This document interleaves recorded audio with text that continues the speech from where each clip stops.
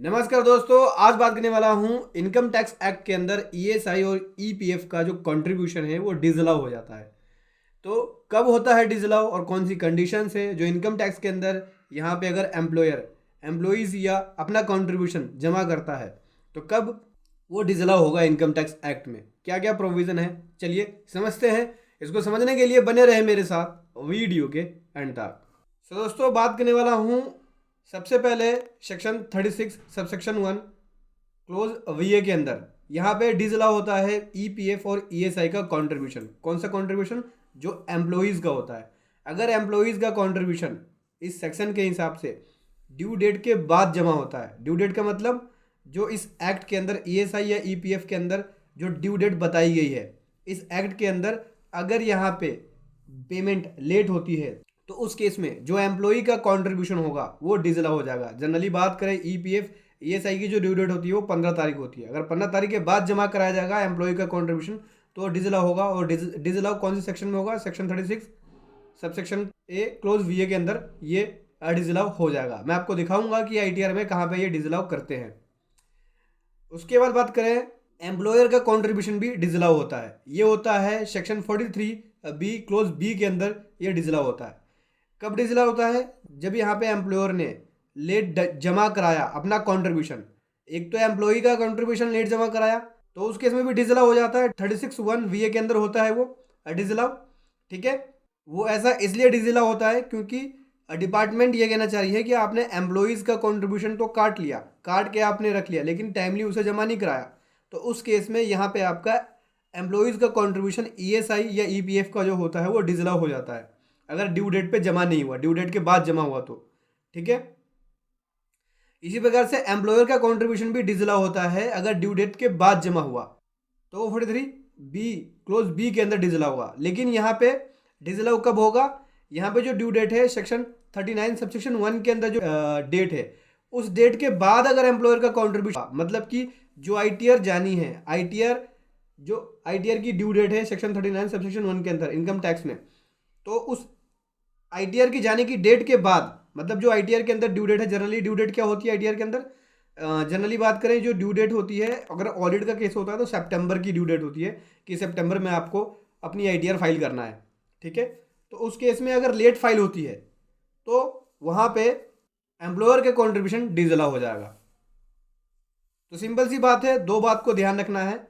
Employees का contribution अगर 15 तारीख के बाद जमा हुआ तो वो डिसअलाउ होगा, सेक्शन 36 सबसेक्शन 1 क्लोज वीए के अंदर होगा। और एम्प्लॉयर का कंट्रीब्यूशन कब डिसअलाउ होगा? जब इनकम टैक्स रिटर्न के अंदर जो ड्यू डेट डिफाइंड है उस ड्यू डेट के बाद अगर एम्प्लॉयर का कंट्रीब्यूशन जमा किया जा रहा है, जनरली 30 सितंबर होती है, उसके बाद किया जा रहा है, तो उस केस में एम्प्लॉयर का कंट्रीब्यूशन भी डिसअलाउ हो जाएगा सेक्शन 43 बी क्लोज बी के अंदर। मैं आपको बताऊंगा 3CD टैक्स ऑडिट रिपोर्ट और आईटीआर के अंदर कहाँ पे ये डिटेल दिखानी होती है।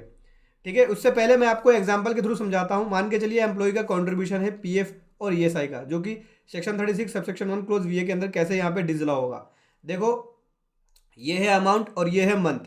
अब यहाँ पे ड्यू डेट है, हर महीने की 15 तारीख को जमा कराना होता है। जैसे अप्रैल की बात करें तो अप्रैल का 15 मई को करना था, मई का 15 जून को, जून का 15 जुलाई को। ठीक है, ये ड्यू डेट से, और ये एक्चुअल डेट है पेमेंट्स की। अब यहाँ पे बात करें अप्रैल मई जून का जो अमाउंट है जिसकी डेट 15 मई 15 जून 15 जुलाई थी, उसको यहाँ पे लेट जमा कराया। जैसे 15 मई की डेट थी, 16 मई को जमा कराया। 15 जून की डेट थी मई का, 17 जून को जमा कराया।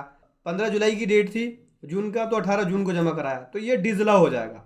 ठीक है, देख सकते हैं यहाँ भी 15 तारीख डेट थी, 17 18 को जमा कराया, ये भी डिसअलाउ हो जाएगा। इसी प्रकार से यहाँ भी देख सकते हैं 25 16 18 25 16 को जमा कराया है, तो ये भी डिसअलाउ हो जाएगा। इसमें अलाउ कौन सा होगा? जो 15 की ड्यू डेट थी और 15 को जमा करा दिया, मतलब कि जुलाई की 15 अगस्त की डेट थी और 15 अगस्त को जमा करा दिया। अक्टूबर की 15 नवंबर की डेट थी, 15 नवंबर को ही जमा करा दिया, तो ये वाला तो अलाउ हो जाएगा, बाकी सब डिसअलाउ हो जाएगा। सेक्शन 36 सब सेक्शन 1 वीए के अंदर ये डिसअलाउ होगा और ये आपकी इनकम में ऐड बैक हो जाएगा, आपकी इनकम के अंदर जुड़ जाएगा। आपको आईटीआर के अंदर कहाँ पे रिपोर्ट करनी है, चलिए आईटीआर में भी दिखाता हूँ। ये दोस्तों इनकम टैक्स रिटर्न, यहाँ पे अदर जो शेड्यूल्स है, अदर शेड्यूल्स के अंदर आपको यहाँ पे डिटेल्स को दिखाना होता है। मैं आपको दिखाता हूँ अदर इन्फॉर्मेशन की जो डिटेल है, अदर इन्फॉर्मेशन में आपको यहाँ पे देना होता है इस तरह की रिपोर्ट।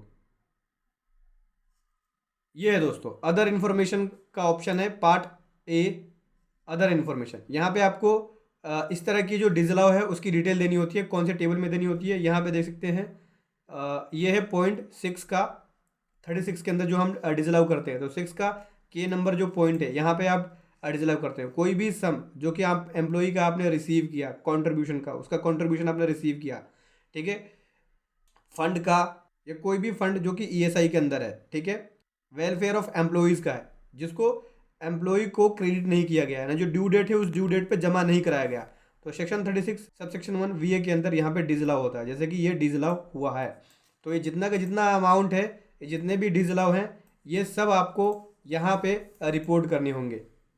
इसी प्रकार से बात करें, अगर एम्प्लॉयर का कॉन्ट्रीब्यूशन कब डिसअलाउ होगा, ये 43B के अंदर डिसअलाउ होगा।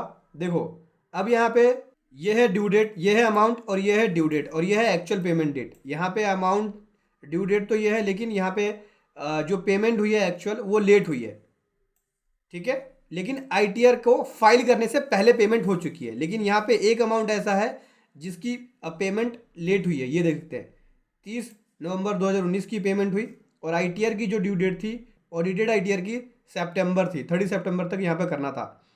तो यहाँ पे जमा कराया लेट, तो जमा कराया लेट, ड्यू डेट के बाद जमा कराया, क्योंकि आईटीआर भी यहाँ पे ड्यू डेट के बाद फाइल हुई है, क्योंकि आईटीआर की फाइलिंग डेट से पहले जमा हो जाना चाहिए था। आईटीआर की ड्यू डेट खत्म हो गई, उसके बाद यहाँ पे आईटीआर फाइल हो रही है ड्यू डेट के बाद, और उसके बाद ही अमाउंट जमा कराया जा रहा है। तो उस केस में ये वाला जो अमाउंट है वो डिसअलाउ हो जाएगा, सेक्शन 43B क्लोज बी के अंदर डिसअलाउ होगा। ये आपको आईटीआर के अंदर यहाँ पे दिखाना होता है, मैं आपको दिखाता हूँ। तो दोस्तों यहाँ पे आपको करना है ये देख सकते हैं, ये है 43B, बोलता है कि कोई भी अमाउंट जो आपने प्रॉफिट एंड लॉस अकाउंट के अंदर डेबिट किया हुआ है, लेकिन वो डिसअलाउ है 43B के हिसाब से। मतलब कि देखो एम्प्लॉयर का कंट्रीब्यूशन का आप अपने पीएनएल के अंदर डिडक्शन लेते हो, एक्सपेंस में क्लेम कर लेते हो, ठीक है, अपने प्रॉफिट एंड लॉस अकाउंट में, तो वो अमाउंट डिसअलाउ हो जाएगा। लेकिन एम्प्लॉयज़ का क्या होता है, एम्प्लॉयज़ का आपने उसकी सैलरी से काट लिया, गवर्नमेंट को जमा करा दिया, लेकिन अगर लेट जमा कराया 15 तारीख के बाद से, तो वो तुरंत ही आपका डिसअलाउ हो जाएगा। लेकिन इसमें क्या होता है, आईटीआर का टाइम मिलता है कि अगर कोई डेट है, आईटीआर की ड्यू डेट है, इसमें एक्सटेंडेड डेट भी कवर होगी। आईटीआर की ड्यू डेट जो होती है ओरिजिनल, उसके बाद अगर गवर्नमेंट डेट एक्सटेंड भी कर देती है तो वो डेट भी कवर हो जाएगी, लेकिन एक्सटेंडेड ड्यू डेट से पहले जमा हो जाना चाहिए एम्प्लॉयर का कॉन्ट्रीब्यूशन, ठीक है, तो उस केस में डिसअलाउ नहीं होगा। अभी यहाँ पे हुआ क्या है, आपने एम्प्लॉयर के कॉन्ट्रीब्यूशन का एक्सपेंस क्लेम कर लिया अपने पीएनएल के अंदर डेबिट करके, ठीक है, तो वो वाला अमाउंट अगर आईटीआर की जो ड्यू डेट है उससे पहले जमा नहीं हुआ, तो उस केस में यहाँ पे 43B के क्लोज बी में यहाँ पे इस तरह का अमाउंट जो है वो डिसअलाउ हो जाएगा, जो आपने अपने पीएनएल के अंदर डेबिट किया हुआ है। यहाँ पे आपको रिपोर्टिंग करनी होगी।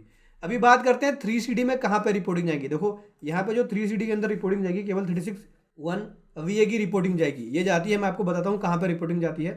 तो इसकी इन्फॉर्मेशन जो है टैक्स ऑडिट के अंदर क्लोज नंबर 20 के अंदर देना होता है। मैं आपको दिखाता हूँ क्लोज नंबर 20, ये है दोस्तों, क्लोज नंबर 20 के अंदर इस तरह की डिटेल देनी होती है कि कोई भी कंट्रीब्यूशन रिसीव किया आपने एम्प्लॉय से 36(1) वीए के अंदर जो डिसअलाउ है उसकी रिपोर्टिंग आपको देनी होती है। यानी जो ईएसआई वाला जो डिसअलाउ है, ये वाला एम्प्लॉयज़ वाला जो कंट्रीब्यूशन है वो डिसअलाउ जितना अमाउंट है एम्प्लॉयज़ के कंट्रीब्यूशन का डिसअलाउ, ध्यान रखना, एम्प्लॉयर का तो आप वहीं पर रिपोर्ट करोगे।